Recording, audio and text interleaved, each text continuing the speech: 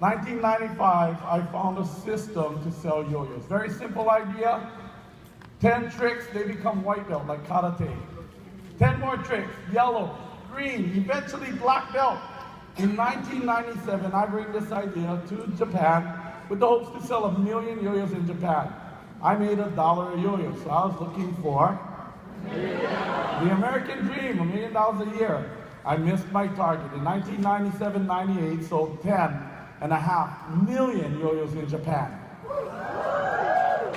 And without legs, without arms, or little flippers on the side. And I was, always the last one picked on teams. When the teams are getting picked, they're going, and finally it's the last person, oh no, we're gonna get Alan. And it was like the team that got me were all like, oh. Like they already lost.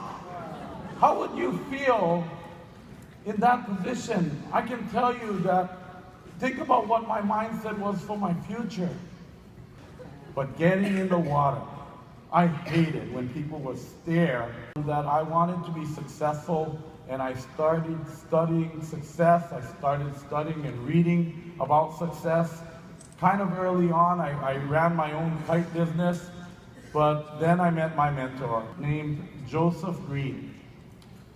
My mentor was 88 years old when I met him. He was born in 1897.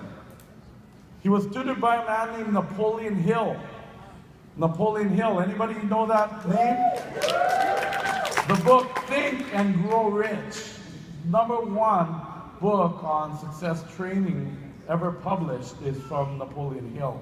Well, my mentor had decades together with Napoleon Hill, learning the art and success training that Napoleon Hill was delivering in the 30s and 40s. I studied really hard with my mentor to learn everything I could. And I gotta say that when you have a mentor in your new skin business, study everything and do everything they say, and you'll be much ahead of the game. You may be thinking, I have goals, but in new skin, sometimes as a leader, you lose track of your own goals. Anybody has lost track of their goals during this process, right? So I'm talking to you as well.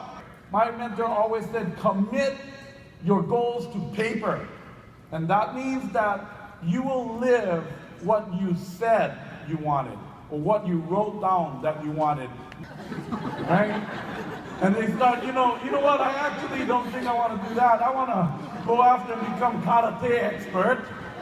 And they keep on changing their goals. Every time they do this, they become focused on the next goal, next goal, next goal. Anybody recognize this person? Yes. Maybe yourself? Okay? We call this spaghetti brain. Okay?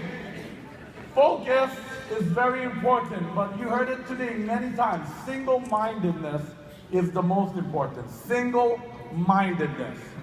So #2 thinker is going really focused. The problem is the #2 thinker is focused on the obstacle, the problem. They're focused on the problem, and if you're focused on something, what happens? What you focus on grows, that's correct, and so the problem gets bigger. So #1 thinker is the only way. Now, I'm not saying that #1 thinkers don't have obstacles. They do. But when they hit their obstacle, they continue focusing on the goal. It's one day before the qualification for Jackson Hole, and they're working like crazy on the goal because they're focused to get their goal.